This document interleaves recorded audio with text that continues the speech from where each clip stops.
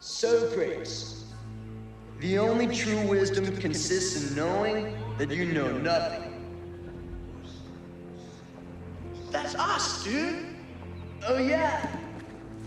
Let's bag him. Yeah. Socrates. Okay, so what's that knowledge of what's truly important called?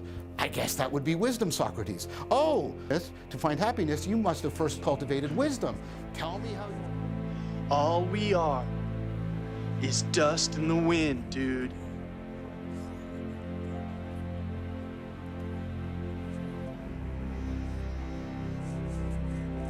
Dust,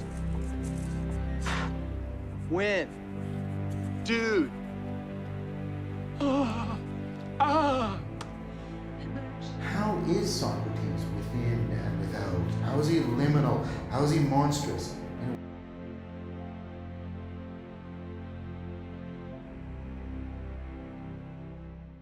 I thought to do something fun, instead of just asking Layman how the snow is, that we could play a kind of Jeopardy game with John Vervaeke language, because I'm teaching, or not teaching, I'm like co-stewarding is probably a much more accurate word, some practices on the Stoa every week. And we read these ponderous thoughts and they're like, wow, the vocabulary is like visiting a new country. So I thought it'd be fun to do that. So maybe we'll just have both of you try to guess and then I'll reveal the answer. So this is the opposite of reification. And reification can be loosely translated as thing making.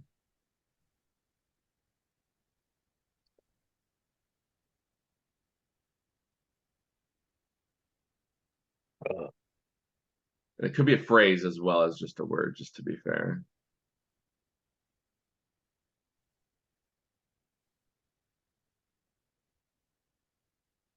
Yeah, for me, I'm not certain. I'm having some of his familiar phrases come up, but not one that clicks with that very well for me. Yeah, unless it's just de-reification.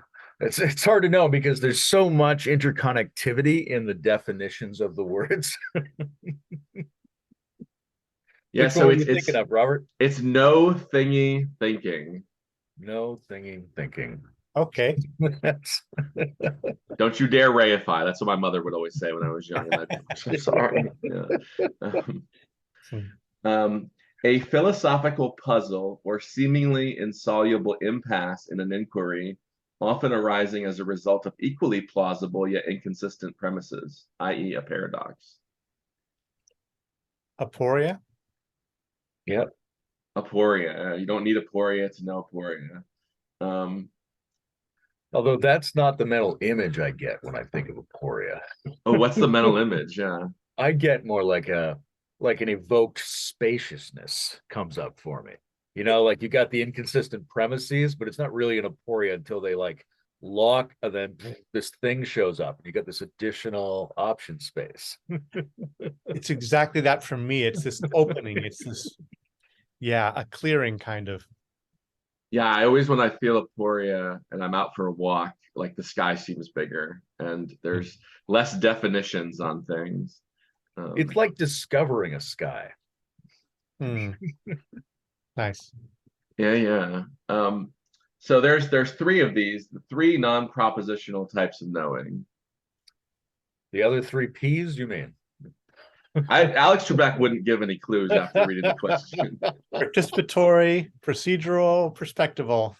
Yeah, frame it in the form of a question. So what? How do you define? Well, maybe we'll each do one of these. What is perspectival knowing to you, Bruce? Perspectival knowing basically is what he related to in part about when you're doing. It's the underside of procedural knowing, in that it's basically, you know how to do something, but you need to know in what context to do something, and you need to know where you're situated in order to do the something. And so basically it's a kind of orienting function of I am here in this context. And so it gives you touch points for carrying out the other the higher levels of knowledge. Yeah, I loosely correlate it to Wilbur's upper left in terms of viewing as. right? So where are you looking at the situation from, and sort of who are you, what role are you inhabiting as the processor of this information? What's Wilbur's 4 quadrants, just in case someone watches this and has never heard of them? Wilbur bisects subjective, objective, singular, and plural to get these 4 different epistemological zones, each with a characteristic kind of virtue. So you've got basically subjective, objective, intersubjective, and interobjective or systemic domains that you should take into account in any occasion. Do they map onto John's P's? Pretty closely, not exactly, but near enough that the adjacency is interesting. Sweet. Maybe we'll do Ken Wilbur Jeopardy next time. Something that takes us as a group into the non-propositional second-person perspective. It exposes us to radical aporia and drives us into a fundamental reorientation to reality, transframing, in which we give up the priority which we normally give to things, physical objects, as our way of understanding reality. Is that just dialogos? Close, which Close. Alex Trebek wouldn't say. Is that dialectic into dialogos? Right, it's dialectic, exactly. You can't plan dialogos. It's probably not even good to define it, although John does define the logos a lot in the last episode. For last one, then we'll just stop playing this game. All right. I Unless kind you're of want to loving hear it. how Robert defines finite transcendence. Yeah, so I have I mean everything is like pluripotent, right? Like it's all but it's not pluripotent chaotically and from like any perspective. So I can't will myself into being a Pegasus. That would not, I'm not adjacent enough. Maybe with enough technology or something I could, but yeah, like the multi-aspectuality of reality and ourselves, which is not distinct from reality. Have you thought about calling this series Beside Socrates? What's the difference in prepositional choice? Well, if John's doing after, then we're sort of next to or alongside his afterness. And you don't want to do before, and I think Benita Roy wants to do something called Before Socrates. So this is the additional option. We're on the side. I like that. I mean, there's a lot of characters in the dialogues that are kind of beside Socrates, and I think they're all kind of great, those characters. So Giddy About Philosophy could be another title. All right, last one. A Greek term typically translated as truth or unconcealment. For Heidegger, this is not just about uncovering facts or discovering hidden truths, but rather is a way of being in the world that involves a constant openness to and engagement with one's surroundings. Aletheia. Aletheia. Oh, Would also accept Got the attunement. Yeah, very good. anti-forgetting. Yeah, memory is really weird, right? John brought up memory in the 5th episode. I thought that was pretty cool because a lot of kind of sagey intellectuals have trouble with that. So I thought that was kind of cool that he did that. When I was a kid, I was obsessed by the possibility that I might have to spend the afterlife in any one of the afterworlds of the different religious traditions. So I was always trying to work out hacks to handle it. In the Greek tradition, you die, you go to Hades. There's 2 streams, and they're marked by different trees. One of them you drink from it, it's the leaf. You're totally wiped out. You forget your life and all your past lives. The other one, you remember all your past lives and you become like a kind of super being in the underworld. So you kind of got to know the difference between the poplar and the aspen, which even though I knew that, I was still confused about the difference between the 2 trees. Yeah, I wonder if they label them, like if there's like a little sign in front that might help. No, this was the Greek afterworld. They were trying to trick you. Well, you might run into like Odysseus's ghost, and he'd probably help you out, or I don't know. They're fickle. They're fickle, the Greek spirits. that's, I think, something, not to get too off topic, but I think Plato was trying to reconcile, because Epicurus as well, like they try to picture the gods as good, and part of the logical argument is like, why would a god not be good? And then they also make the case in like Iamblichus in the Neoplatonic world that the gods don't need to be fickle to us. Like they're way, way, way above us. So why on earth would they be entertained by intervening? But then maybe the crickets told them at night while one of the muses was sleeping, and they started to intervene. So it's really I would guess tricky. that the patterns that they embody as orderly patterns strike us as incompressible to our sense of what patterns are. So they're not fickle, but it necessarily looks fickle to us because we can't track their patterns as patterns. But I want to say this, I don't know what you've got set up for the beginning of this, Robert, but last time you and I had a lot of time to play around our general sense of the Socratic explorer figure in the series. And so maybe because Bruce is here, he has some general thoughts on John, on Socrates, on, you know. Yeah, absolutely. What Layman said is totally accurate. And who is Socrates? Like, what have you liked about the first 3 episodes or taken away from them? And take as long as you want. I'm appreciative to John for helping me to really appreciate Socrates and pay attention to Socrates more. Of course, he's been a figure that's haunted the edges of my education, but I haven't focused on him a lot. I've early on got pulled over to thinking about Eastern traditions and focused more over there. And I think John is, really helping with his highlighting of the Neoplatonic value. A lot of the mystical core that is underneath a lot of Western thought that doesn't get the same kind of acknowledgement, but I really appreciate the kind of the rehabilitation of it he's doing and the careful connection to the insights of cognitive science. So all of that, I think it's a wonderful project and very interesting. And for Socrates, I really, in our first dialogue with John on the Rethinking Religion series, we played with the image of Cthulhu as, the edge of the maddening unknowable almost, right? And that which reveals us the limits of our epistemologies and confronts us with all sorts of things, and as a kind of patron deity. So I really like how John is beginning his series talking about Socrates as a monster, as being monstrous, monster being something that shows something. And so, Socrates, in violating expectations, illuminates our own boundaries and then helps us in, you could say, navigating, moving into, and even problematizing those boundaries and opening up aporia and all of that kind of stuff. So I really like how he's opened that up and opened up also that theme of the knowing and the not knowing and bringing them closer together, problematizing the distinction between knowing and not knowing. I think that's very valuable, and that's kind of like the edge of growth, the edge of our own unfolding. Yeah, that's awesome, and I love that you point that out, because John's really good at pointing out that you don't have to go east to encounter mysticism and contemplative practices.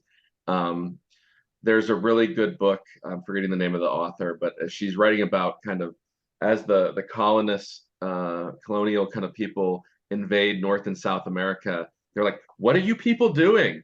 Why is all this religious ritual happening? And that whole thing is kind of, covered up that from our view in the West in a lot of way. And you go to some churches with stained glass windows or images all over the place, or just the architecture. Oh, this is religion, but you don't get it a lot conversationally.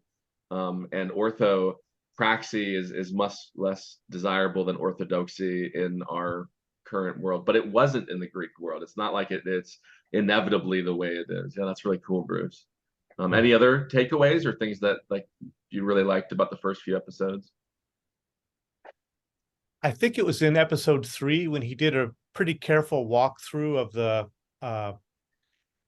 the sub-propositional forms of knowing, and connected that in part of his, re-engineering, reverse engineering of dialectic into dialogos. And yeah, I thought he really did, he's done it in fuller detail elsewhere, but he really did a masterful job of walking through that and really giving, I think, an immediate living sense of the territory of each one of those forms of knowing. So I really appreciated that part. Yeah, I don't know. I'm ready to just, see how things unfold between us. So cool. Maybe Layman, what was something from episode 4 or 5 that you thought was really cool? It was interesting. I just watched 5, and there's like no Socrates in it, pretty much. But I loved the deeper dive into the relevance realization and the opponent processing. And I actually just read the paper on enactive Big Five trait theory. Oh, cool. Yeah, yeah. In episode 5. And I thought it's a fantastic paper. It probably is the most clear articulation of the underlying premises of the Big Five trait theory, and also of the cybernetic model of that theory, and the way they lay out the inactive aspect of it. There's a beautiful diagram in there, which is really, I think, a powerful clarification, bringing in the, enabling and the selective pressures as almost like they're yin yang, because they come down from the top and they come around the sides and they underlie each of the traits and their various aspects, which form this structure of solving different particular problems in an oppositional opponent complementary manner, which then evolve into the presence of these Big Five traits. It's a very elegant model. Yeah, I met one of the 2 authors of the original Big Five theory and studied a lot in psychology. And it's descriptive. It's not normative. It's not explanatory. It just describes things. So it's great that it's a human universal. I think in all but one kind of case, they found all 5 traits, whether in any continent, any subculture, any of those things. But it just describes things. It doesn't really, like the way the cybernetic theory, it's much more like Gibson and like, how are these affordances working? How are things interrelated? And then the Big Five makes sense. Yeah, that it's like, oh, these can help you open up or close down, or they complement each other in very particular ways. Yeah. One of the things that stands out to me when you try to do this view of the world as these different complementary opponent processes to generate relevance, I've thought for some time about different degrees of the intensity of the locking together of these opponents. Yeah, yeah. Right. So that when Bruce and I talk about the metaphysics of adjacency, I like say it has 3 grades, right? Pluralism, integralism, and non-dualism is like a casual way to think about that. Casual. Because on the one hand, these things could be very spaced out. And then you're in a world where like, well, there's always another thing, man, or they could be kind of tightly packed. And then you have an integrative pluralism of some kind where you see how necessarily complementary they are with each other. But you could also super pack them so they can't quite even move independently. And then you get something like the intensity of the Zen koan, where like sameness and difference they're not just interplaying, they're like so locked together you can't distinguish them at that point. And that's where you get the mind-blowing aspect. Yeah, I've worked with people that have done team science, and you can measure people's traits and then as a group and then correlate it with performances of different types. And these are dynamic systems that couple. It's like, separation and integration. And yeah, I don't know if you've ever read Plato's Parmenides or something like the Timaeus as well, where it's like same is different, different is same, one is many, many is one. And yeah, the cone-like structure in the West exists as well, just to kind of keep that theme alive a little bit. Yeah, I think that's an interesting feature, because when we're thinking about how this plays out as wisdom, right? One of the things, it's like sharpening a sword. You're sort of going back and forth in the coupling loosely, and that's really good for people. But some of the sages have clearly really tightened up the coupling to the point where they almost always have to say both opposites at the same time with every move. To tie back to what we were saying earlier, also there's an MOA, metaphysics of adjacency, or this other kind of intensifying way of looking at the knowing and not knowing boundary. And how John was pointing towards ignorance as really form of knowledge, and you can bring it closer so that you really have to speak about a not/knowing rather than a knowing or a not knowing. But at first they're very clear, and they establish distinct boundaries, but then they can be brought closer together, where like in the TSK tradition I practice, it's the X, but it's the X that's also, it's the unknown, but it also marks the spot as the point of the treasure. So yeah, anyway, just playing with that a little bit. No, that's awesome. What is, you said TSK? TSK, it's a tradition called time-space knowledge, created by Tibetan Lama Tartang Toku out of his dialogues with Western philosophers and physicists. Cool. And it's got a lot of mystery built in, it sounds like, to its intelligibility. It doesn't use any typical metaphysical appeals to spiritual reality. It works only with, you could say, the metaphysical elements of knowledge or epistemology, time and space, and really goes deep into investigating how those form the fabric of experience and how those transform in different self and object constellations. So it uses traditional contemplative technologies to mine deeply into conventional Western concepts, and basically try to yield the same contemplative fruit. That's awesome. It's cool just to hear something like that, because it makes philosophy alive and traditions alive. They're not just stuck in like 200 BC. They figured it out, but now they're weird and we're way up here.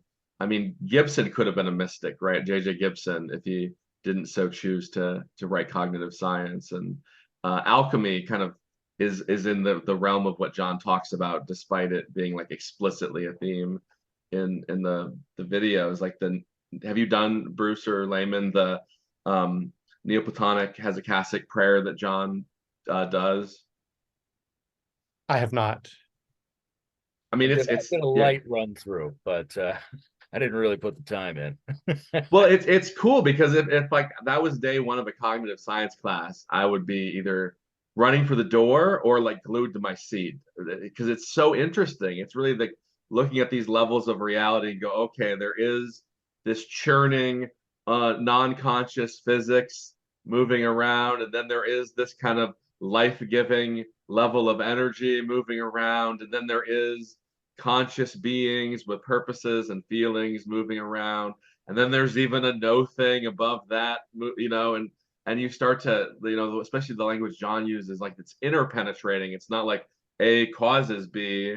B might emerge from A, but they interpenetrate the same way a child emerges from a parent into the family, but then produces causal effects on the family. I think any exercise that takes people through the structure that's inside John's thinking is really useful. I mean, it's a more elaborate version of the ancient tree of the worlds kind of model, right? There's some kind of architecture that describes how we experience reality that you need imagination and body to try to shape out. And the more you experience those shape patterns, the more you're sort of in the wisdom-oriented part of human culture, regardless of what you call it. You don't have to use any of John's words, but what we're trying to create, I think, is a large block of humans who know those basic shapes and moves, whatever they associate them with, whatever language they use for that. That's kind of the membrane by which you pass into the at least quasi-esoteric aspect of the species, which I think we need a lot more of. Yeah, it's imaginal practices are so powerful. You see people like Einstein and Feynman and a lot of great thinkers are using music and play, and that kind of Goethe is awesome about this stuff. If you like him, and Rudolf Steiner as well, like Zach Stein kind of turned me on when I was listening to him on YouTube. I'm like, oh, who's this Steiner fellow? It's just these imaginal practices. And if you try to take them literally, you're like, this is bizarre. But if you just let them run through your imagination and play with them, you leave that space with a different kind of way of being in the world. And yeah, it would be great to see educational programs doing those with their students. What is it like to be a microtubule in a cell, and those kind of playful practices, rather than here are the 20 propositions. If you don't know them by Friday, I'm going to frown at you and make you feel bad. And then the extra downside to that, of course, is you're allowed to forget them after Friday. Yeah, I studied skill decay with the Army, and relearning is faster than learning. So that is one reason why learning is good. But yeah, not propositions, just they're gone from our mind. Mechanical skills, which I think Imaginal is more into, procedural things, perspectival things, they do not decay as quickly unless you have Alzheimer's or get hit by too many soccer balls or something. That was a joke, but not very well placed. Yeah. Need a monkey on the fourth Zoom, like playing drums or something.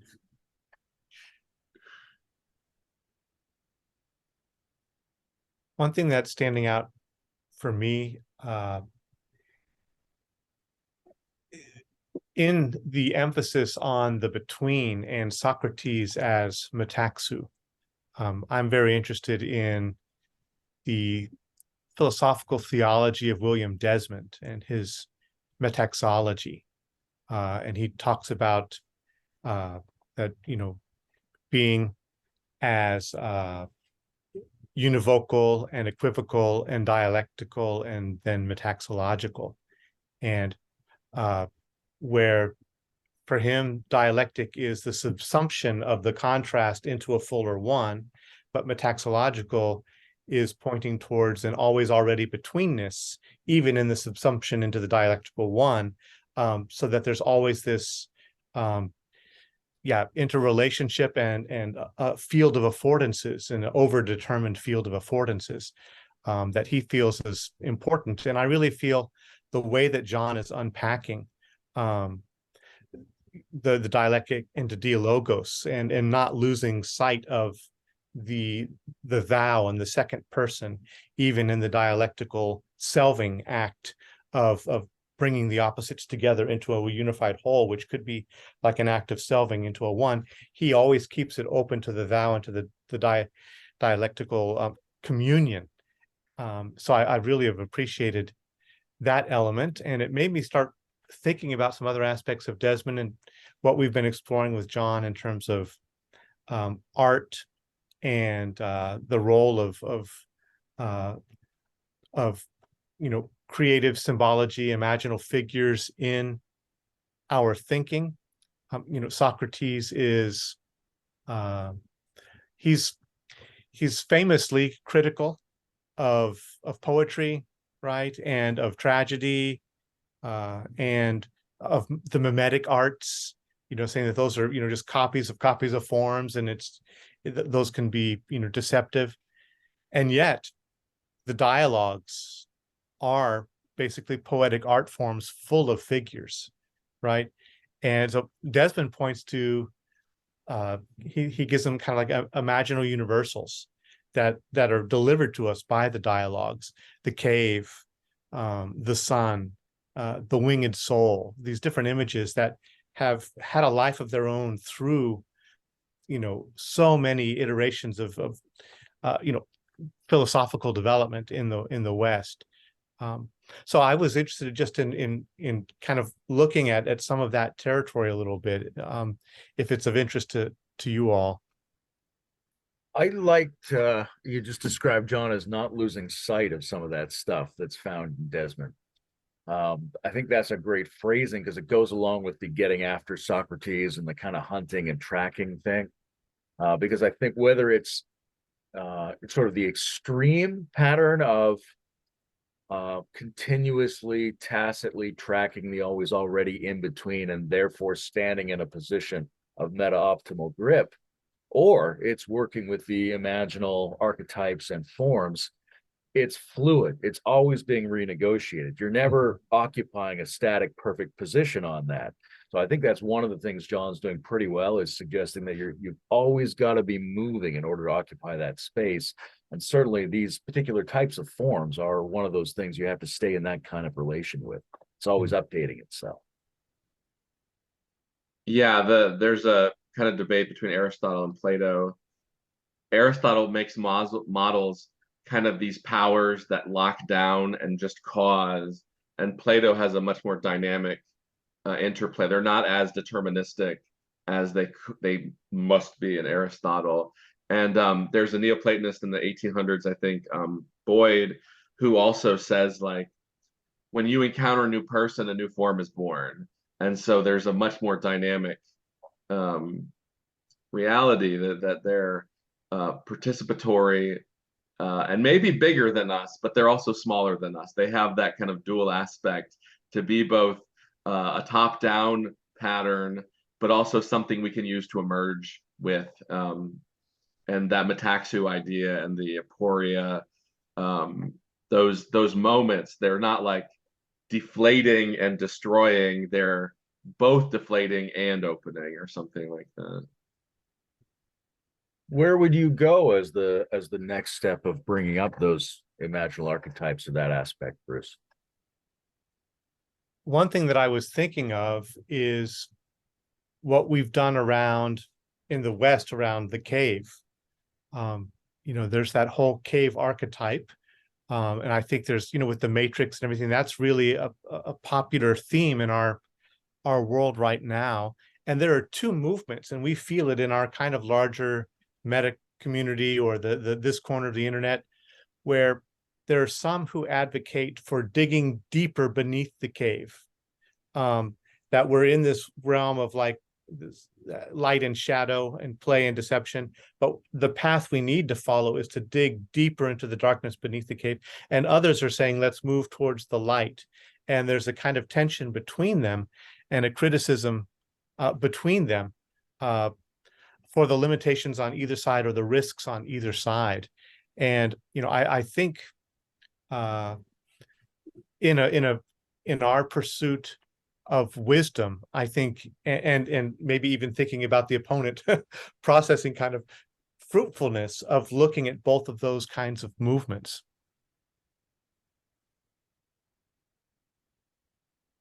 Yeah, that's really intriguing to think of digging below. It's hard to know what the what do we extrapolate that into? I would see Nietzsche and Schopenhauer as digging below rather than going for the light. I think a lot of that comes up around like critiques of the residual, or maybe not so residual, patriarchal and colonial Western left-brained aspirational mode that's been going on. Because there certainly is a tendency, even in a lot of readings of Plato and Socrates, to take up this axial age notion of escape, right? And even if say, well, we escape to the light and then we return to the cave. Okay, that's better.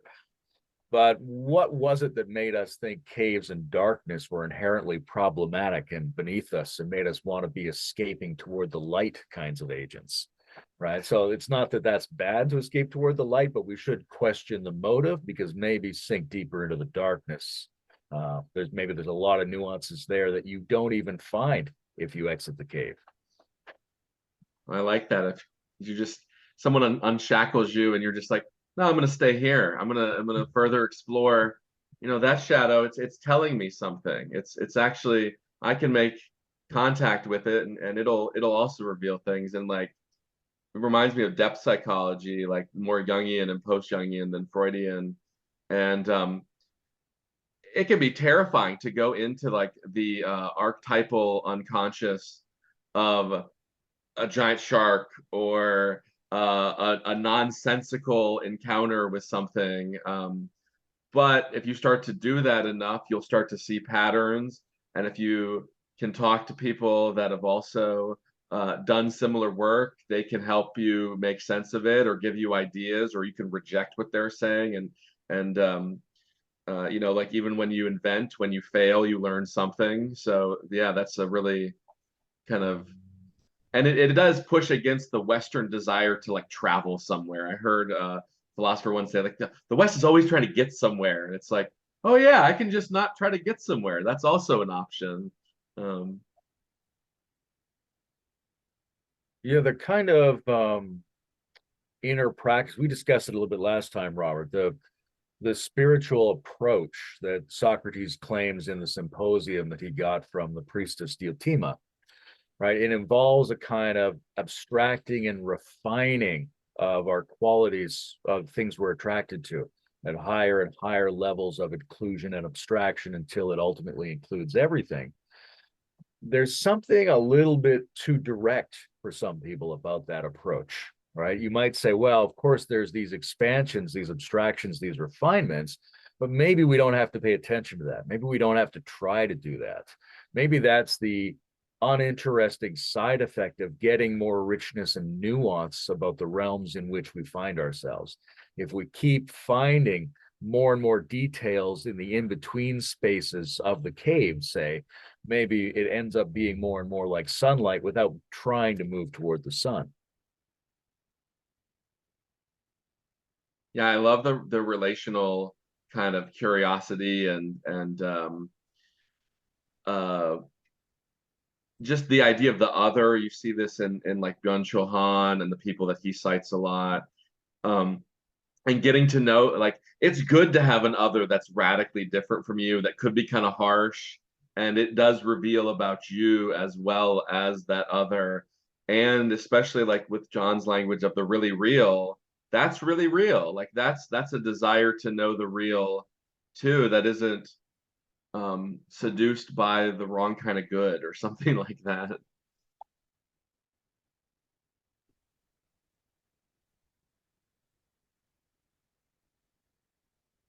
There's a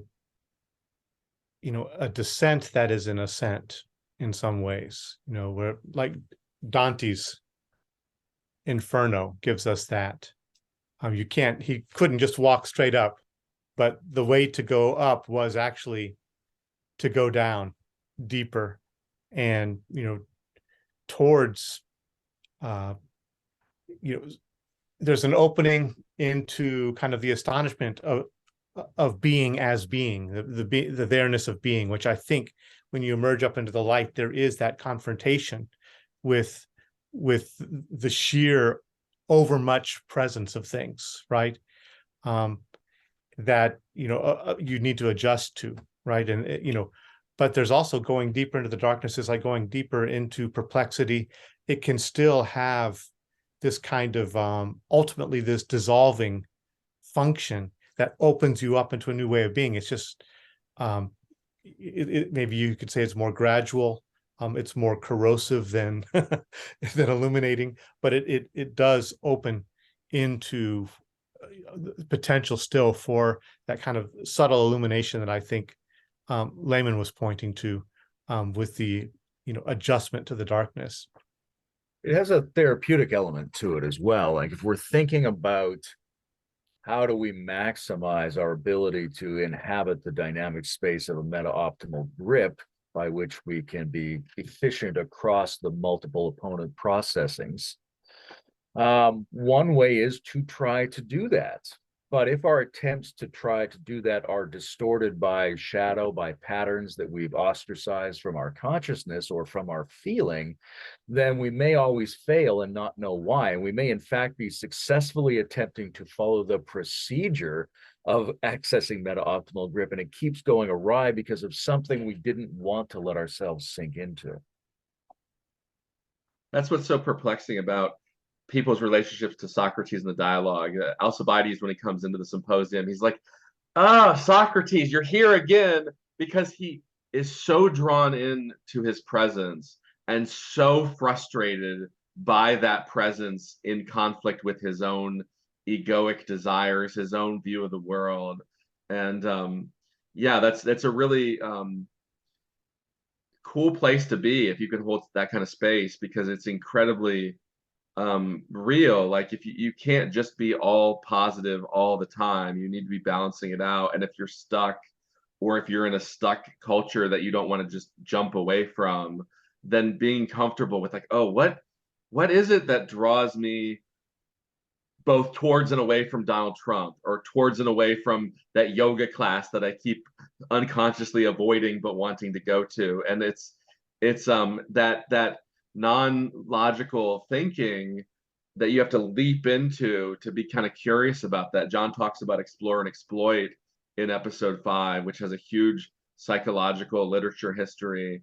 And if you're always like exploiting, if you're comfortable in yourself, it can be kind of weird to explore. Or if you're always exploring, stopping and digging into what you're actually, where you're at, is those reciprocal balancing can be really fruitful. Yeah, we might even say there's something like an opponent processing between trying to be balanced and trying to feel into imbalance. And they're both a strategy for arriving at balance, and you may have to go back and forth between them. Yeah, Oscar Wilde, I think, says like everything in moderation, even moderation.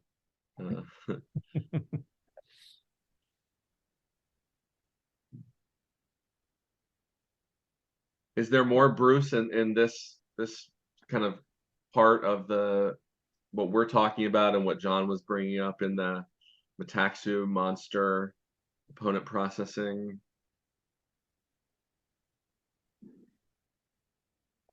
I think, yeah, I was interested in, looking at some of the uh, Socratic texts before our dialogue today, because it's been a while since I've looked at them. And the one I pulled up was the Phaedrus. And I don't know, I'm not that familiar with the exegesis of that and the unpacking of that. I mean, I think there's he's looking at the self as composed of these multiple parts, right? But anyway, anything from your own knowledge of Plato's works that you could unpack about the meaning of that, because that it does carry that central metaphor of the winged soul, and that is kind of a metaphor that for a lot of contemporary society we've thrown that away, right? There's a lot of people who would just look at that image as ridiculous now. I don't know. I don't know if I have a question there, but it's like, for me, I didn't really know fully how to appreciate the Phaedrus. What's an example, just maybe for both me and if people listen, like that clarifies how does modern society not like that image or reject that image? You could say at the level of, popular culture, everyone still loves the angels, right? But I would say in kind of like in more modern intellectual culture, it looks like the winged soul is the one who's in flight from the world, the one who's not grounded, the one that it's connected to a history of imbalanced world transcendence. Even though, of course, like, the myth of Icarus will point us towards the folly of that, but there is still, I think in my experience, people are generally dissatisfied with that as too light and too flighty, not grounded enough. Well, I think this is a place where, say, John and Nietzsche come in, right? Which is that if we inhabit a culture where people propose the proposition of virtue, of the soul that is not just capable of flying, but capable of flying and being good, be good as a propositional suggestion, but the procedure and the participation of goodness and of the elevating and inspiring quality of goodness is missing, then you end up with a natural development of cynicism about that archetype, about that proposition. Of course, if most of the people who tell you about Jesus just seem like broken down, bankrupt, humanly screwed up, superficial, gullible people, you're going to develop a certain idea about Jesus. Well, and Phaedrus is like the whole setting of that speech. First, they leave the city, which is kind of interesting because the polis is structured and orderly, and they go outside the city into the garden. So they're leaving that very safe place, and the dialogue is a lot, especially like the first half, about if I want people to love me, I can use language and power to manipulate them. That's what Phaedrus's position kind of is. And he's going, Socrates is like, oh, maybe. And then they go into like that's kind of the pinnacle of the dialogue, is that ascent or that winged metaphor. And yeah, if you believe the world is purely opportunistic, purely about like satisfying pleasure, then Socrates makes no sense. And that's very much like an instrumentalized modern materialist view. And what else would you believe if the people who speak to virtue never demonstrate virtue? Well, but that's what's interesting, right? Because Socrates demonstrates it a lot. Like he keeps trying to seduce Socrates, and Socrates just resists, and he resists in the symposium as well. And but he resists. It's how he resists, because he resists in a way. He says something like, "Why would I give you my gold for your bronze?" And he's highlighting that relationship metaphorically and in his actions while playing with the people where they're at. And yeah, and then that virtuous ascent is a kind of an initiatory moment in someone's platonic encounter, so to speak. So it's really kind of cool. And I love Plato's view of kind of heaven, that it's like, oh, come in with Zeus, come in with Christ, come in with anybody. He's very like, it's an open heaven. And if you look at it aspirationally, metaphorically, and towards virtue, then it's very different than if you're looking at like, okay, if I squeeze this tomato hard enough, what'll it give me? Kind of, because it's like a character transformation. It's not propositional what they're doing. And they keep saying like, yeah, but if you care less about your lover, you can control them better, and you can actually give them what they want, because they're pathetic and weak and actually just want to be submissive. So if you, abuse submissive people with your rhetorical knowledge, like memorizing a speech, that's actually good, Socrates. That's what Phaedrus says in some of the dialogue. That's from the point of view of not recognizing the gold. Like if you're unaware that there's an ontonormativity, which is to say things aren't just existing, they're really existing, and in their really existingness, they're awesome, right? And if you perceive that, and if you embody that, if you have a higher degree of the inherently pleasurable feeling of your own intensified beingness, that's so good. You wouldn't trade that. A person who doesn't know that's an option, of course, they would make a different calculation. Yeah, and it's show then tell. It's really not just tell, which is kind of cool. And in D.C. Schindler's book on Plato, he says really well that like there's reason for instrument, there's reason in and of itself, like contemplation just for the sake. We were talking about exploring the darkness of the cave. That might be contemplation just as a good in and of itself. And then there's even things that do both, and those are awesome as well, because it can be both a means and intrinsically good. So something like Socrates is kind of both. Like he's both doing, and the doing is a form of beautiful being, or something like that.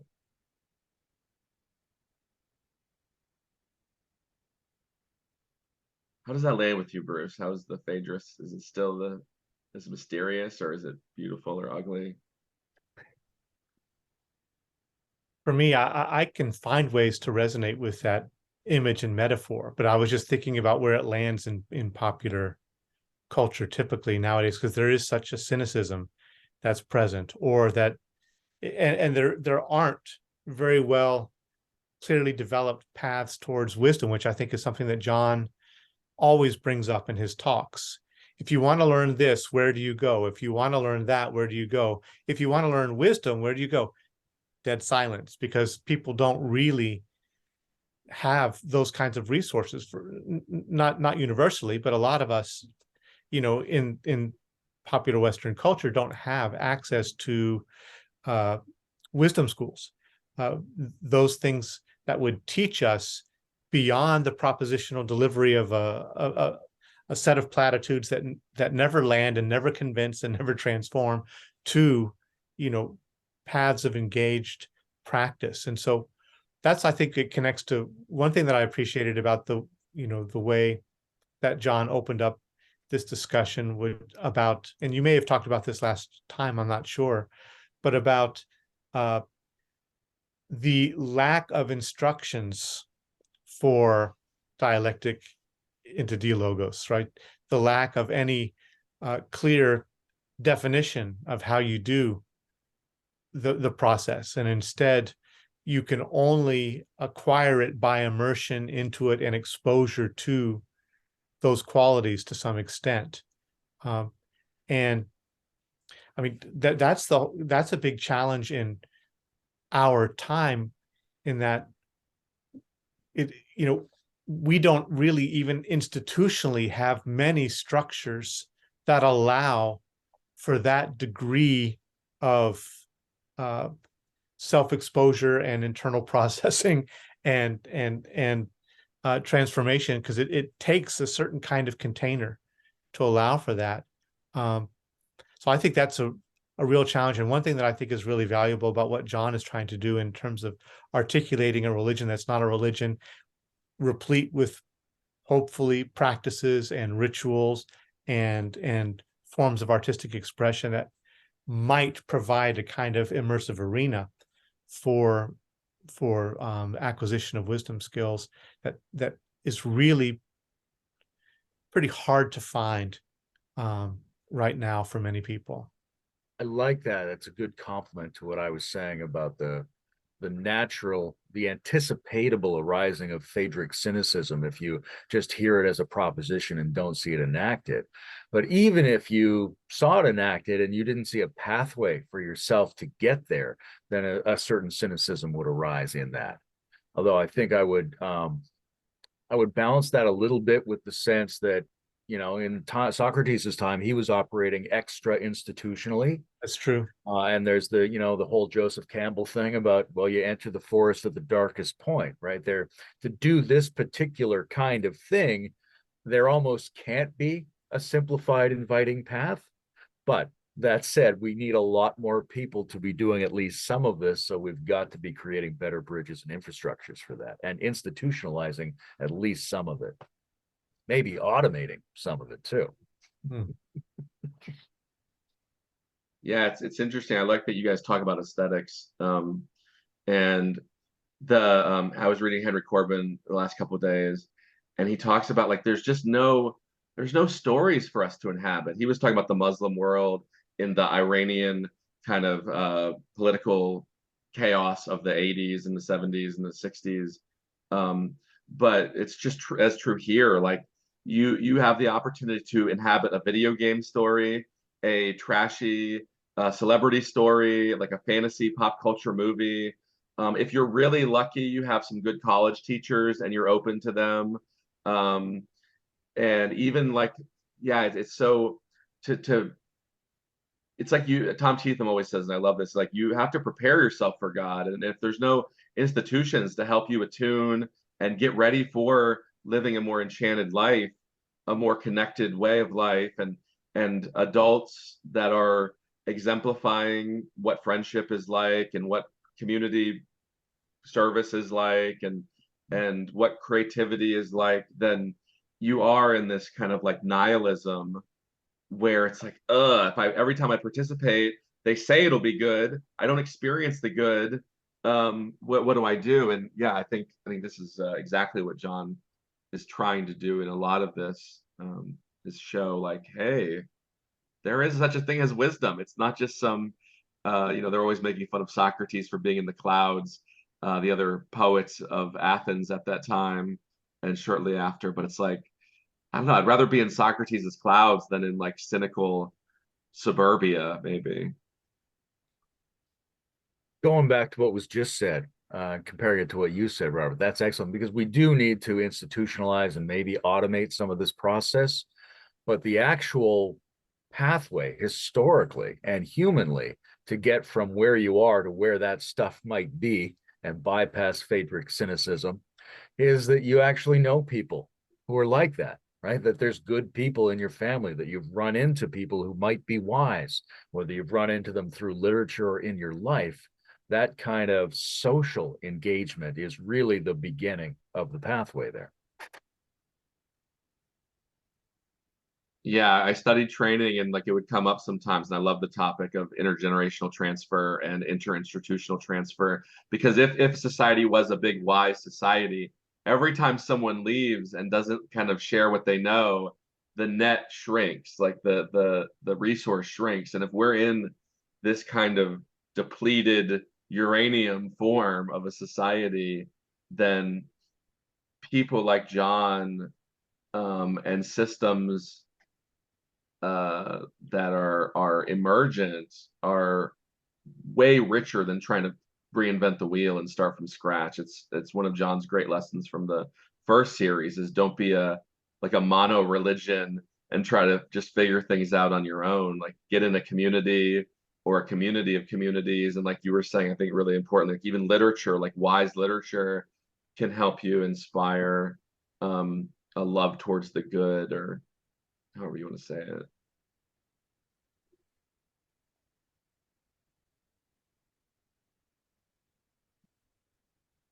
In our conversations with John, I have been on the verge of bringing up, but have not brought up, Jeffrey Kripal's work. Just thinking about us not having those stories and exemplars.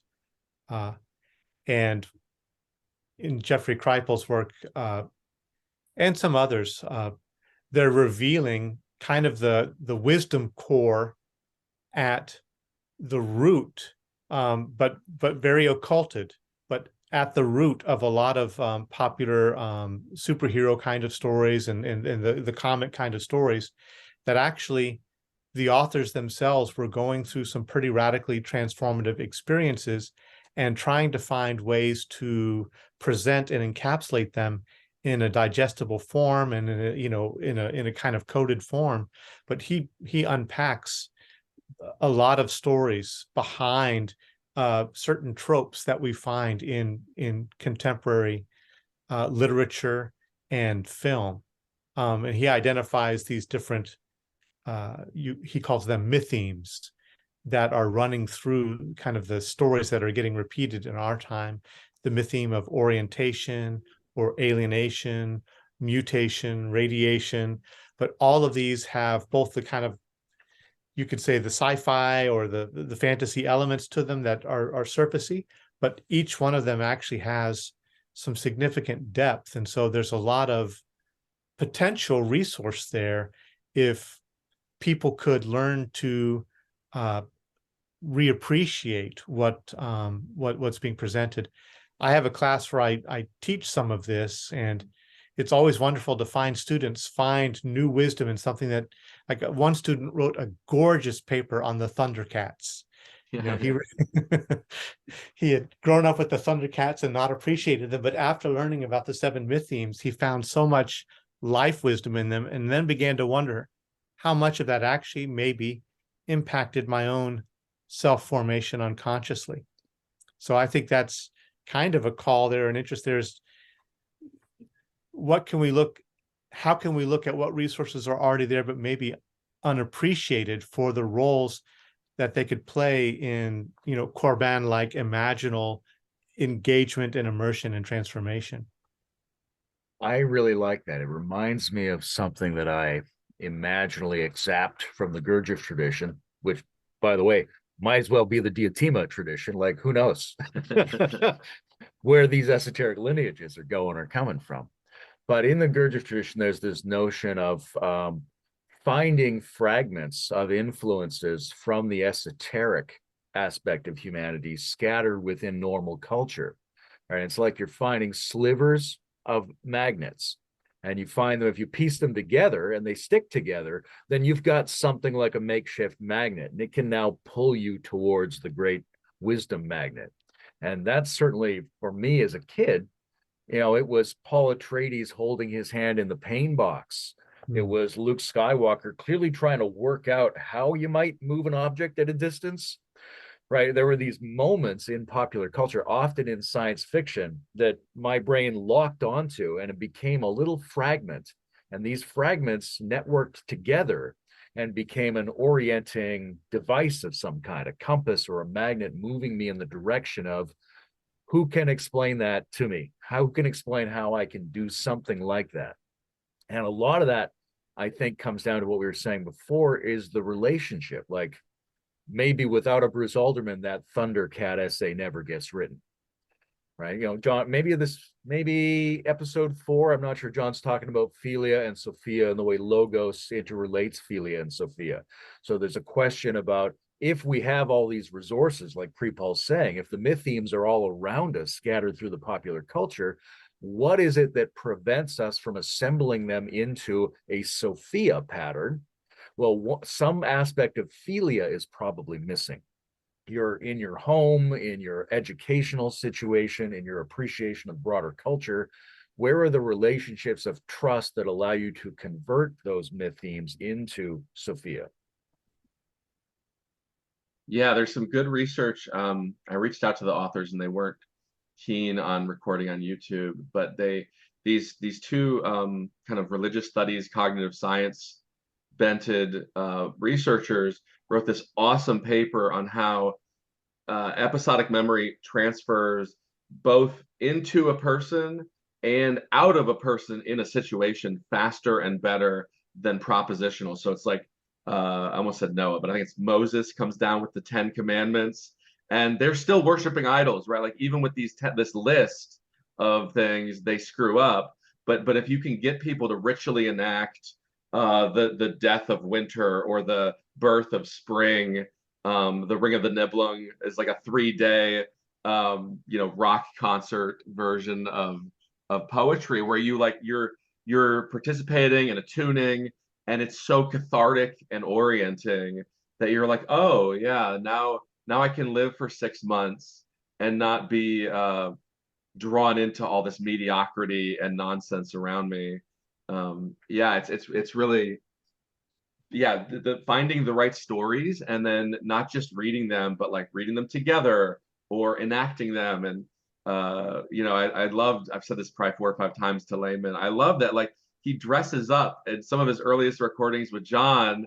He was enacting the theme of the dialogue in his clothes, and we don't even care. We think our clothes are so optional, in the sense that college students wear pajamas, and I'm sure half of all Zoom meetings are done in shorts and virtually pants free, and it's so profound. I would love to see John like come in a toga to one of his recordings just to go, oh yeah, that's what wisdom kind of looks like. It looks different. The philosopher's robe, as Marcus Aurelius wrote about in his Meditations, was like, it was a point of pride to be able to have that. And you can't just give it away. It was a reminder that you're going to be surrounded by sophists who are going to pretend to be philosophers, and having those artifacts and dramas to connect to, or even just like the reframing that Bruce was saying his Thundercat loving student had, is like, oh yeah, there was leadership and philia and good versus evil, and a weird Sword of Omens that did cool stuff, and all of those things, when you take them not as a fantasy to leave the world, but as an inspiration or like a lens to look through the world, then all of a sudden you're like, oh wow, I have access to so much more intelligence than I did before doing that story or that act. I've got some segues from that into the finite transcendence idea, because one of the things about not leaving the world, but also leaving the world, right? How do you do the transcendence without having the metaphysical, aspirational, overly ascendant kind of approach that denigrates the world and leaves too many things behind? Well, you can think about playing in the space that's adjacent to the world, right? That you're not actually trying to, Icarus flew too close to the sun. He should have flown not quite that close to the sun, but he should still have flown generally in the direction of the sun and away from the earth, right? There's an in-between zone there. And here's how that popped up in my mind as you were referencing Moses coming down from the mountain with the 10 commandments. And I thought immediately, because I loved this as a kid, Mel Brooks' History of the World Part 1. And it starts with Moses coming down with 3 tablets. And he goes, I have here these 15, and he drops one, and he 10 commandments, right? So the story of Moses and the commandments is a very interesting wisdom signifier passing down through us. But the comedic version presents a space outside of the finite where we can recalibrate that, right? So I think that's one of the things that comedy does really well, especially parody and satire. It shows you the range just outside the finite framing that you might want to play in order to retweak the framing a little bit. And I think that's a really important cultural tool, is to have a really rich comedy and parody and satire tradition running in tandem with the wisdom tradition. That's great. That's like the monstrous function, the showing through the breaking of the convention, the Heyoka-like function. Yeah, it's I have I do some alchemy training, and one of the first weeks when I was learning about some of this stuff, and like aspirational alchemy. I'm not trying to turn real lead into gold, and I'm not trying to, but spiritual alchemy, and we were talking about Christianity, and it's not funny. That's a big problem because like it's really tragic. It's the tragicest of the most tragic, and it really has that metanoetic power that tragedy has.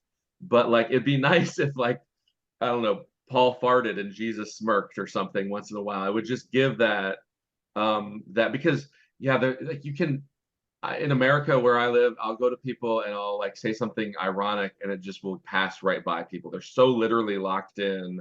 Ian McGill-Chris brings this up really well because the British had that powerful irony for so long in their literary traditions and things like that.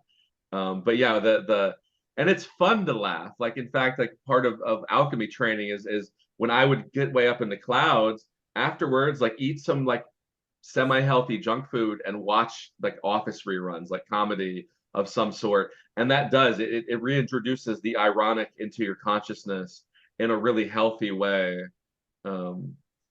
That yeah, and these things like you're just doing it alone. It's like you're kind of lost in the sea of too much to even discern some of that stuff. So having people bring it up in a more purposeful way. I know you both run retreats. Do you do any comedic parts purposefully or any of that kind of lighter stuff when you are practicing with people? By and large, you just do it with your tone. I think that kind of mood that you're inviting. If you respond well to people's humor and peculiarity, then that kind of builds up into an atmosphere in which everybody keeps that element of themselves in play. Yeah, usually especially in teaching, I'll try to bring in humor in different ways. I remember there was a period of time when I'm teaching transpersonal psychology where I would have to talk about the self, the small s self and the big S self. And I would, in some classes, just gradually let my pronunciation of big S self move over to big ass self until somebody caught on. So Yeah. Sly Heyoka tactics. Yeah. Well, that combats the inflation inherent in aspiration and being near to these deity-like characters like Christ or Socrates.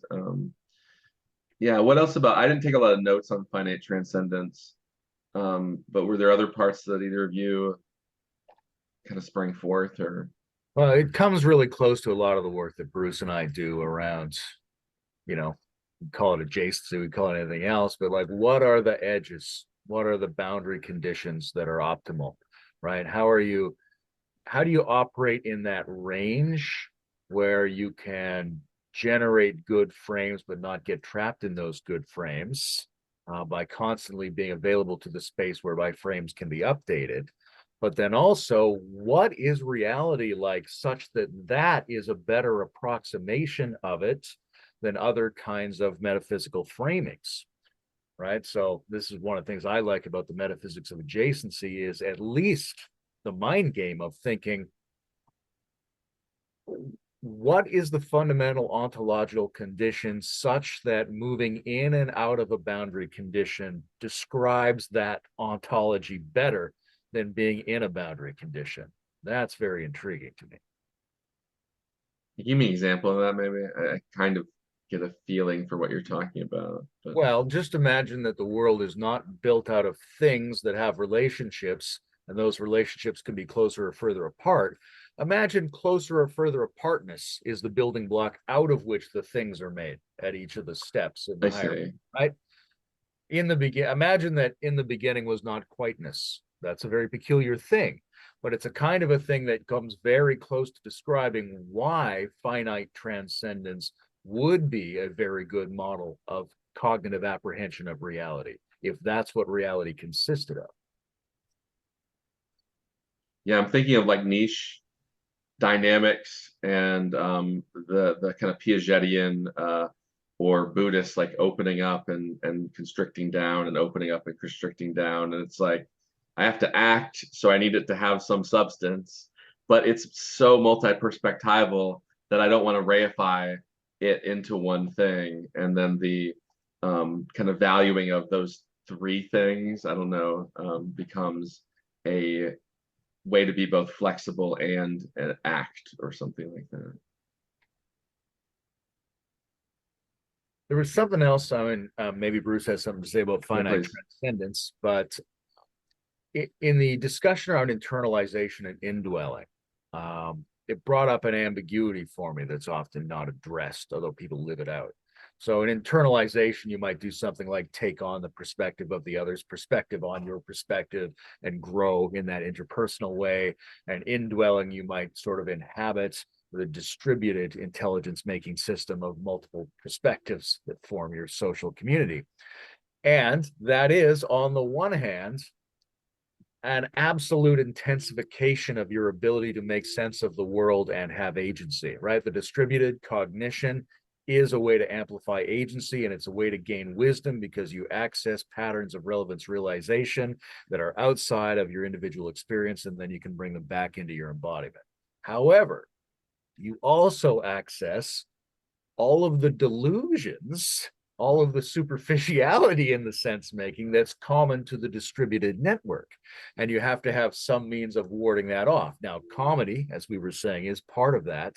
But when you look at what Socrates is doing, he's both using engagements with other people to co-evoke wisdom, and he's deconstructing and warding off common popular beliefs that are distributed as sense-making tools across the social network. So I think it's important to keep that ambiguity in play, is that some of distributed sense-making is getting access to these patterns that you couldn't come up with on your own, and some of it is preventing interpersonal patterns from taking the place of your own understanding of things. And we're in a relationship between those two modes.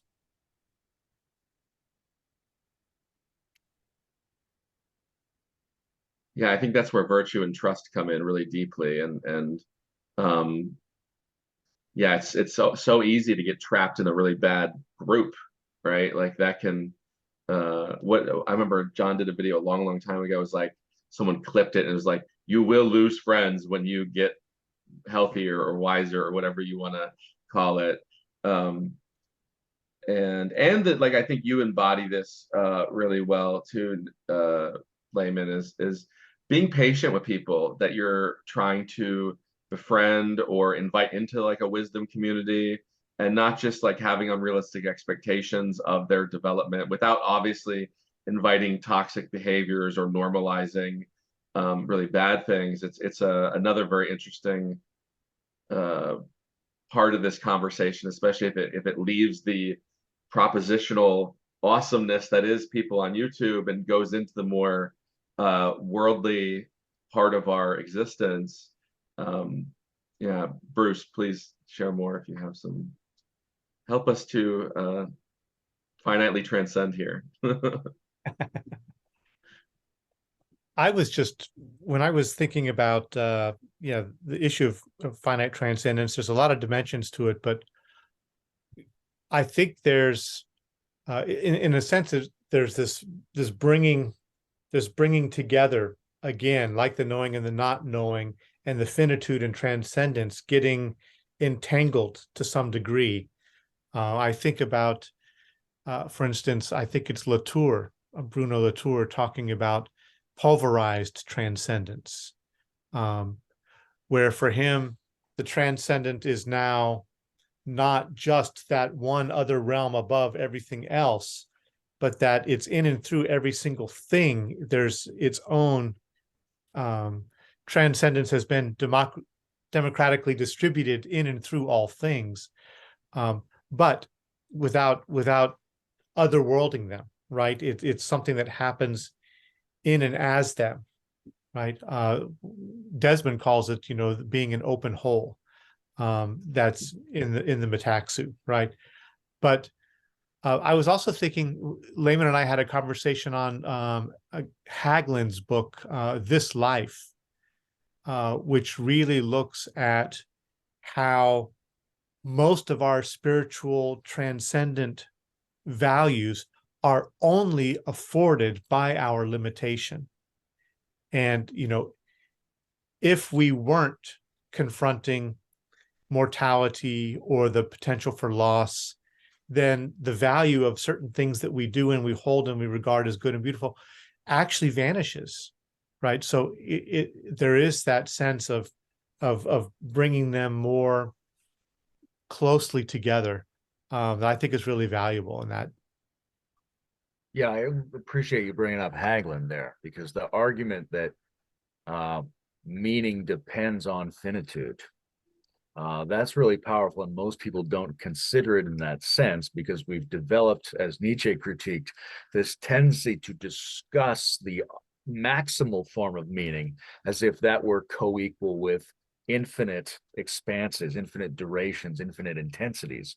But once infinity is the ratio you're using, the thing you've got means nothing. Everything is essentially reduced to zero in comparison to an infinity.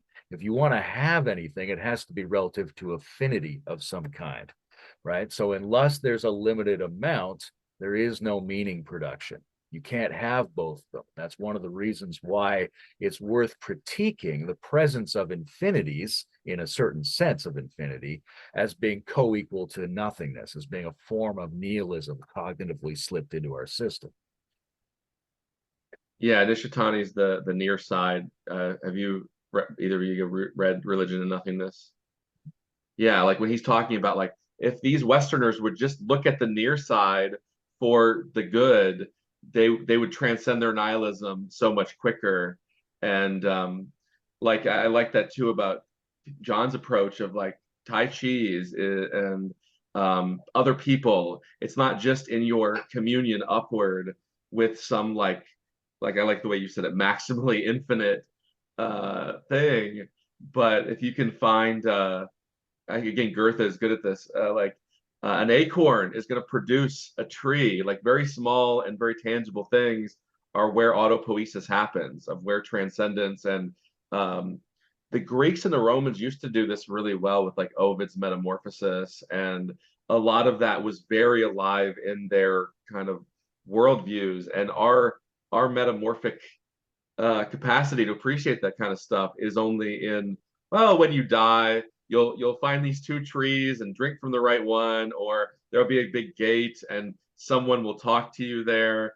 But in this life, like at the edges of wherever you are or wherever your group is, or he talked a little bit about search spaces, and there's this cool paper in cognitive science on Where's Waldo, and it talks about people compared to, I don't know how good the data is on other species, but like people compared to other primates will research places they've searched more often than other primates. So the good might not be somewhere you've never been before.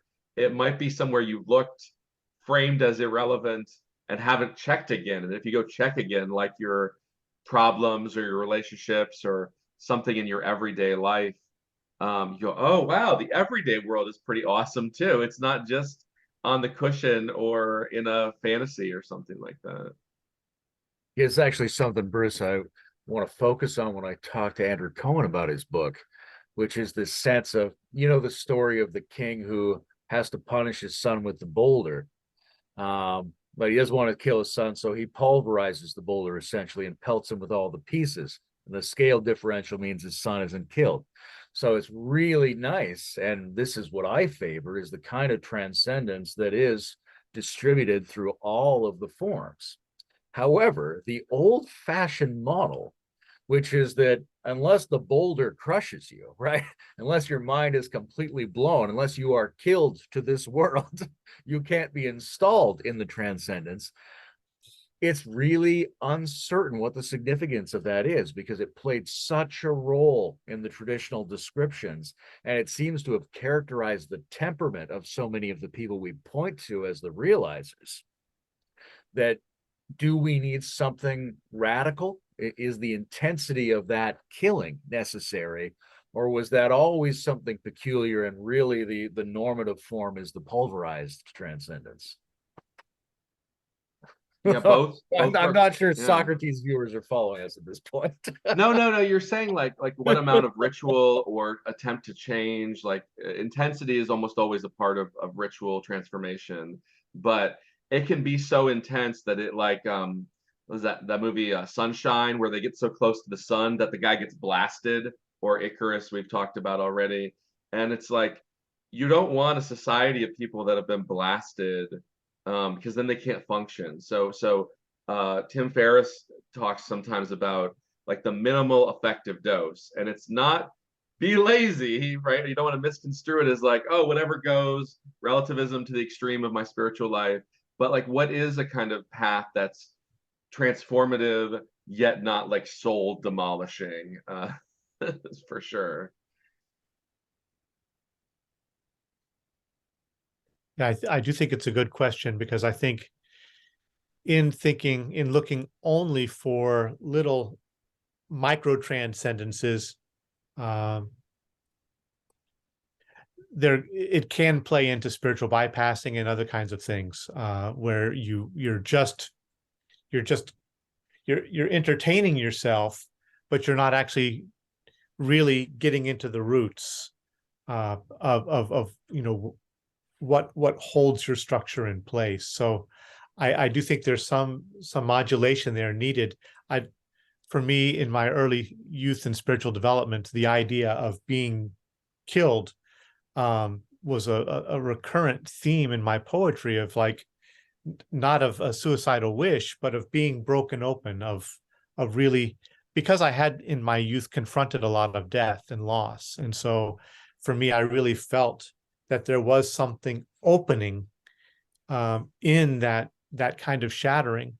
But again, it's such a risky thing, and there are so many casualties if it can't be done well. So yeah, I think for me, it's an open question whether that fully smoothed out transcendence, like in the Dzogchen tradition, they would just say it's enough just to take little sips of Rigpa, little sips of the taste of that throughout the day, and that will gradually transform you.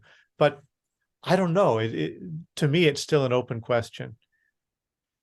Well, I think we are dynamic, right? If we try to fit one solution onto every person, or even within our lives at different points of our lives, and I don't know, I like the idea of not putting pressure on your practice, but also aspiring and trying to, like, that's where the ecology can be really powerful, because everyone probably has some deficits, and so maybe give those some extra attention and reflect and say like, oh, this practice isn't doing anything for me, or this relationship or this organization I'm a part of.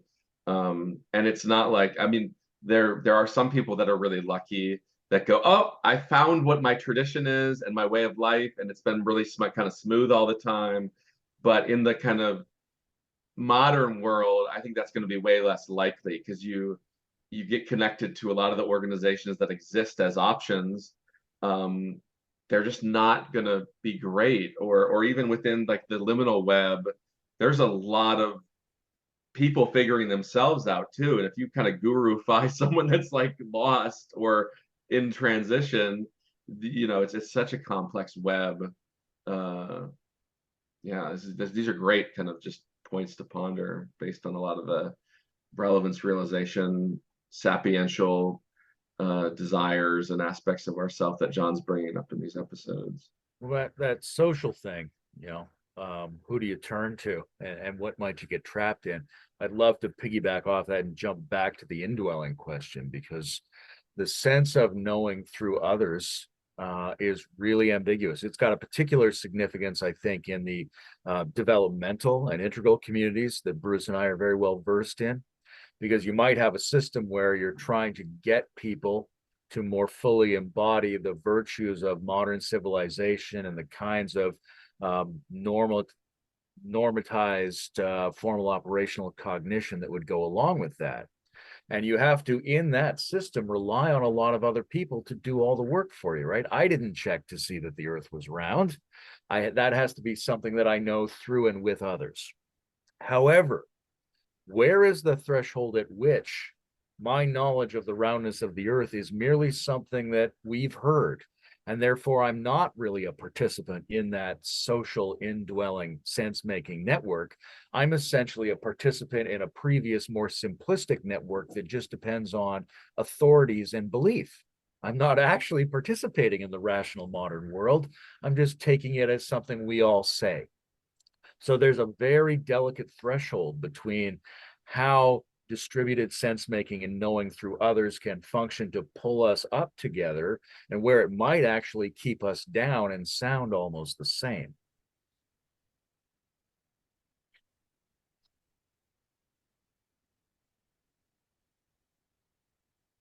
Thoughts?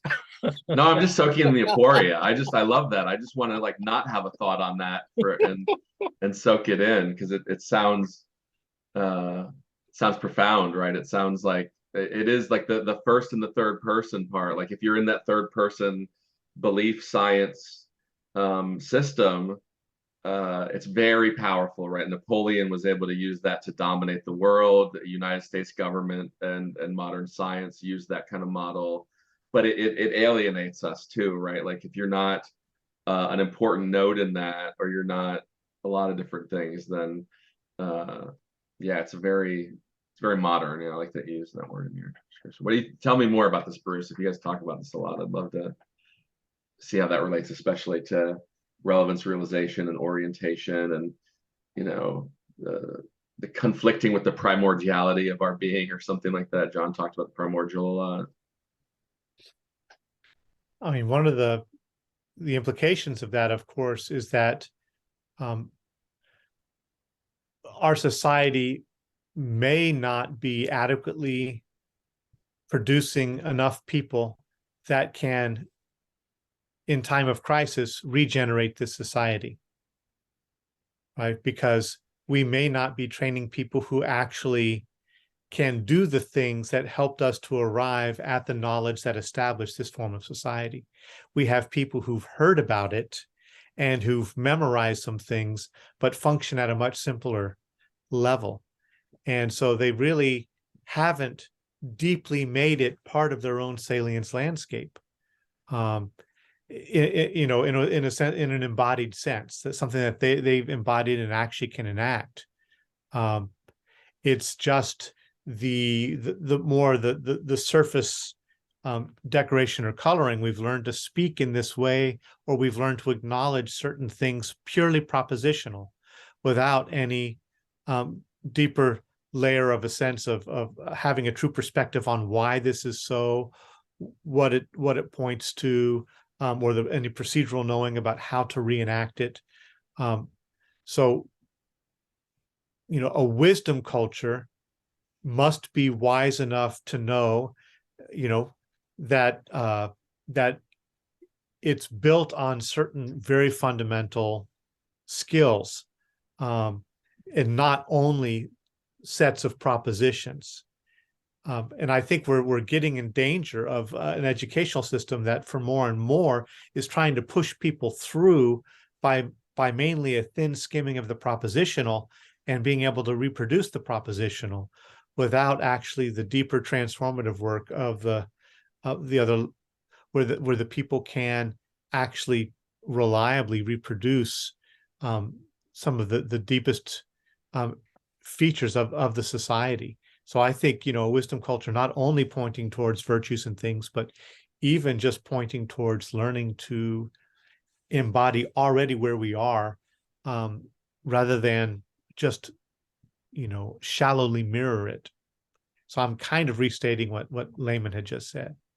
No, that was excellent, and I feel like just a simple goal of education is to produce people that can interact with their society well. And if you can't drive a car, or write a check, or make a friend, or you know, just navigate the buildings and be homed in that city, then that's a failure. And when you see people hating their jobs, like during COVID, it really just revealed how much unappreciation for both the employees and from the employees to the system. And like everyone just stopped working. Oh, I can have the government pay me checks. Why re-enter the market? When I think a healthier society would go, oh, I miss being a part of that bigger structure. I really miss caring for people that were coming to that structure that I was a part of, and you know, this distrust in the law and the political process.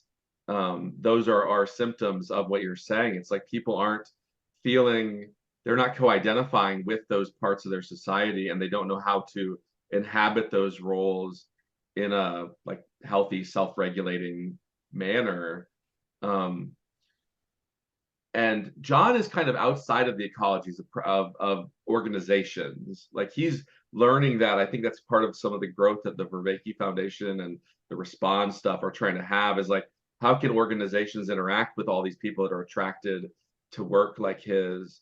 Are there other good exemplars of like a small city in Iowa or a organization that really like people are feeling what we're talking about? And That's a great question. I just wanted to double click on your use of the concept of home there first, right? Because in what I was saying is like it's so delicate, it's so ambiguous whether I'm just believing that the world is round or whether I'm trusting in the distributed social network to have done that work for me in a sensible way, right? And what makes the difference between those two is very often whether or not this particular variant of the system we've set up actually makes people feel at home in it, right? Because if I'm trying to sort of decide internally whether I'm just going to fall back to a more simplistic mode or whether I'm going to participate in a more sophisticated one that looks roughly the same, a lot of it comes down to whether I'm having a good time, whether I feel connected to people or not,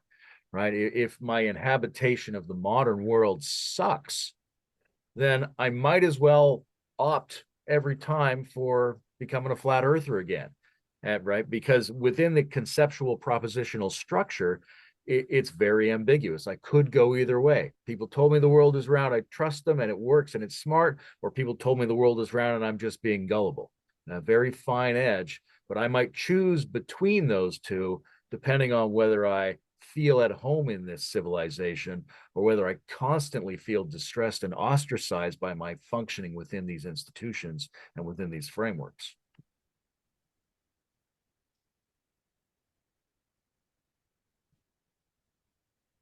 Yeah, you want to add to that, Bruce? I was thinking, I mean, I basically, yeah, I agree with that. And I think that there's you know, even a step down from what you had said before, Robert, about, you know, if I know how to drive and I know how to use these buildings or whatever, we need, you know, we need more people to know how to make the car and why it works and how, you know, it's part of, you know, Socrates' critique of the mimetic arts, that the guy who can draw a nice picture of a bed because he's seen it a lot, that's still not that great compared to the person who can build the bed, right? And we need, I mean, you know, there's value in all of it, but I think we need,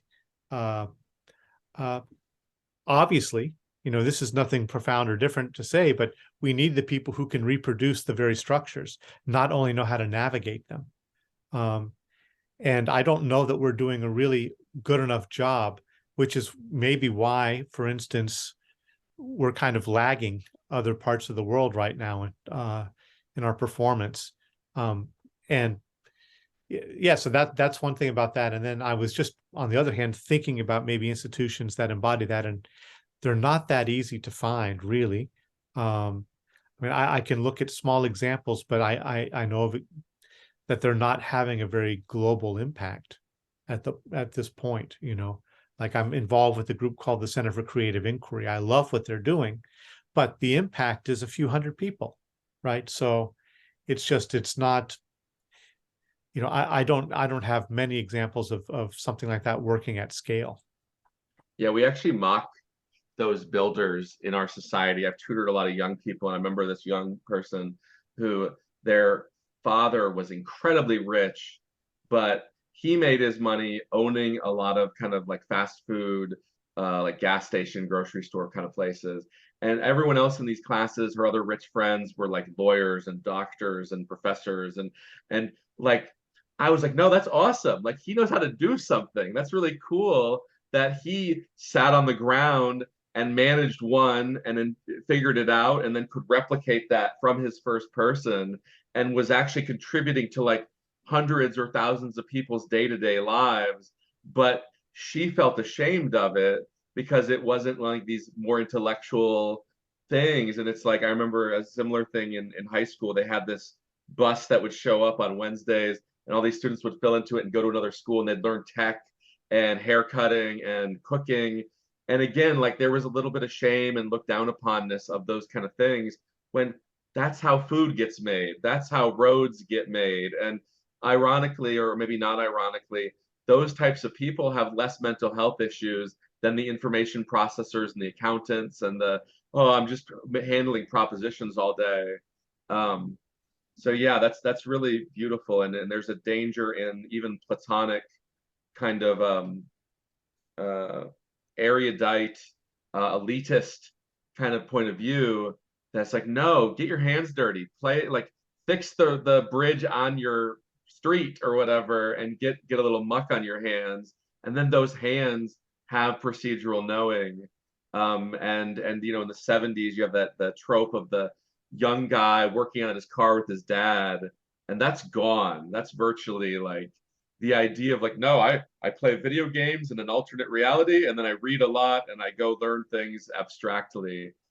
So yeah, that's really cool that emerged from all of this. I don't want to drag this out too much, but yeah, please go. In John's terms, like a 4P indwelling, right? That the ways we're knowing, the people who we're knowing with, the networks we're a part of, are only real networks that we're a part of if we're distributing the procedures, distributing the perspectives, distributing the participation, and not just distributing the propositions, right? You're not actually part of a collaborative sense-making network if you just all have heard the same things as statements about reality, right? That's a defunct or collapsed version of indwelling. You need all of those modes of knowing, or you're not really indwelling with each other. You only resemble indwellers. The indweller resemblance in the cave. Yeah, I like that. And yeah, even like in your emotional life, right? It's not enough to just name your emotions. You want to feel hugs and hold hands and cry and laugh and scream and all of those different modes of expression that are kind of like off-putting to academics that are like, oh, I just want to, you know, very, very safe and simple, and the words fit. Yeah, is there anything else that either of you wanted to talk about from the 2 episodes, and then maybe we can wrap up and plan for the next episode meeting?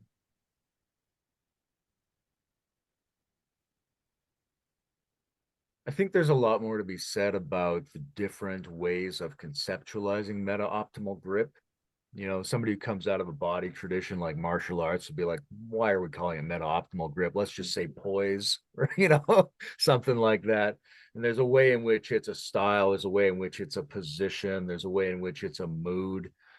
One of the interesting things to me is sociological meta-optimal gripping, as exemplified by Socrates, because it seems like one of the things he does is he goes to somebody who's operating in a cultural field who has a skill set. General knows how to be courageous, sculptor knows how to sculpt. And he's saying, hey, explain to me how you're doing it. And they're like, well, this is how I got the optimal gripping in my local niche. And he's like, hey, I'm not interested. That's a bad definition. What I'm interested in is a description that explains to people in multiple niches within our cultural field how you did that. So I'm looking for like a cultural meta-optimal grip. How can we say this in a way that allows all of us to be in on what this virtuous skill set is, and not just the way people inside that particular skill production zone think of it? And that's a really interesting and probably very necessary social function to understand going forward as a civilization. Well, you just described the philosopher king compared to the poet. One of Plato's points about the poet is they can say things they don't understand and know anything about. So they can describe, oh, here's what the general did in the battle, and here's what the soldiers did, and have 0 general training, 0 soldier training. And people believe the poet. They internalize Homer, not knowing that Homer might not know what he's talking about. And now they've got a bad map that they're really affected by. Whereas the philosopher king, I think Plato says like 20 to 25 years of training, actually knows not only, like you said, the individual domains, but how they interrelate and what includes and transcends them and those kind of things. And yeah, that's excellent. Bruce, any missing moments that we want to expose? I don't think anything's coming up for me. I've really appreciated, you know, the careful way that he's opened it up. I'm just in the middle, I think, of episode 5 right now, and he's getting much more into the whole unpacking of relevance, realization, and all of that, making the cognitive science piece clear. Yeah, I think we touched on the things that I was thinking about today. Cool. Well, do you want to come back for more? How was this for you, Bruce? If there are more Jeopardy questions, I'll definitely come back. Okay, we can definitely keep the trivial and the trivia alive. Cool. I did. I really enjoyed it. I like how you facilitated this open and easy discussion that allowed for kind of multiple deep dives. I feel like we're, you know, a dog that has left a number of deep holes around the backyard. I want to say for anybody listening, read the paper on an active Big Five trait theory. It's really clear. It's nicely laid out. It brings so many of these things together in a really efficient way. Yeah, I'll link that and some of the other books that came up. I'll try to release this today or tomorrow, just so it kind of stays close to the episodes being released, but then add some notes. Well, cool. This was so fun. Beside Socrates? I have it as after Socrates on the first one. And I made a little logo. There's a little flashing thing in the corner of the video, but maybe I could put some kind of some other preposition. I know both of you, actually, one of the first things that I thought was cool about both of you is you talked about prepositionality and prepositions, and I was like, oh man, there are people that aren't just in linguistics talking about this thing, that are in like the philosophical realm. And I teach grammar, and prepositions they're very weird. They just kind of like throw nouns into scenes without, like, not very differently than verbs do, and things like that. So the between Socrates, maybe we could be, or under Socrates. You don't want to be under Socrates because those togas are open air. But yeah, so next time we might talk a little bit more about some of the ways in which John's meta theory building overlaps with Wilbur's meta theory building, because Bruce and I discuss a lot about how prepositions define those lenses in Wilbur. Oh, wow. Right? Yeah, I've never heard that. Look at something similar with John, because Wilbur's, you could say you're looking at, you're looking as, you're looking with, or you're looking via, you're looking through, sort of thing, right? That's how I language it. But there might also be a prepositional breakdown of John's 4 ways of knowing that we could look at. Oh, cool. Yeah, that's and John loves that wordplay too. Like, he's very, like, it's in both senses of the word, in all 3 senses, and he's very into those very particular prepositions as affordance engines or something like that. I have a paper some years ago that uses the indwelling term. It was not from John, it was from other sources, but called integral indwelling, and on prepositionality. But there are different ways to explore it. But one, I use this constellation or imaginal preposition of within, but the slash is between the with and the in. So it's both withness and inness at once, as a kind of a metaphor for understanding what it is to indwell one another, to be in each other's midst, to be alongside each other, but also to interject and take in and participate within one another in various degrees of depth. So anyway, maybe we can get into some of that next time. I love that. Yeah, because like the Greek middle voice, I was studying some Greek for a while. And if you say like, I do this, and then just even reframe it into the passive voice and start to play with, oh yeah, like I'm the passive voice to you or the tree. And there's this whole kind of interrelated, multi-textual, textured reality that, like, when John starts to get into some of the more Neoplatonic practices of the one is wanting, but it's oneing everywhere. It's not like you start to get the sense it's in you, but then he brings it into like all of the other beings and the simultaneity of all of the presencing of all of the participants of any one moment, and how like I have to make space in me for you, and there's so many kind of psychodynamics happening. Yeah, I would definitely check that out, and I think you would bring more to that than I would. So yeah, bring that next time. Well, to make this lopsided, since I said there was nothing else to say and we're wrapping up now, I'll just throw one more piece in, which is just, I was thinking, it's a very simple thing. It doesn't need to go anywhere really, but in terms of the one-oneing multiply, right? In the way you were just putting that, and thinking about the ignoring that, the way that John went into ignoring. And it was reminding me of Aurobindo's work. And Aurobindo, the kind of relatively recent Indian philosopher, Western educated Indian philosopher, but he's developed a pretty big, elaborate system. But he talks about creation as the active, basically as ignoring as creative.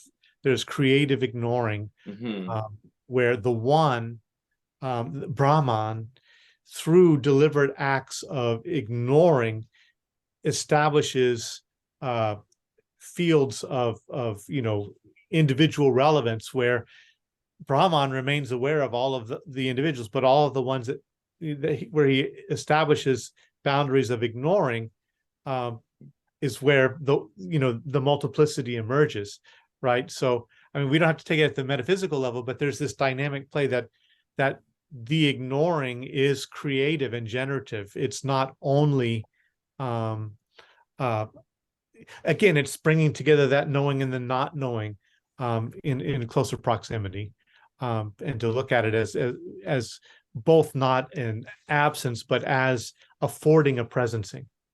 There's a great Steve Jobs quote, which is, goes like, creativity is not following one great idea, it's rejecting 10,000 other equally great ideas. Right. Yeah, this is excellent. It brings me a lot of thoughts about like negative theology and even synesthesia, how that deals with relevance realization, and the one is like this synesthetic thing. So cool. This was so great. And I also like the looks here, like Bruce's Celtic fairylands, and I've gone full Hindu Canadian or something. But Robert's, this is the negative theology right behind me. You look like you're on the set of a Star Wars TV series, Robert. You got the clean white hallway thing and the mysterious black object behind you that might as well be Vader's helmet. Yeah. My helmet and my lightsaber are right on the shelf over there. Yeah. That is true. Yeah, we've got the nature, mythology, and like nihilism, or like the negation or something. Very cool.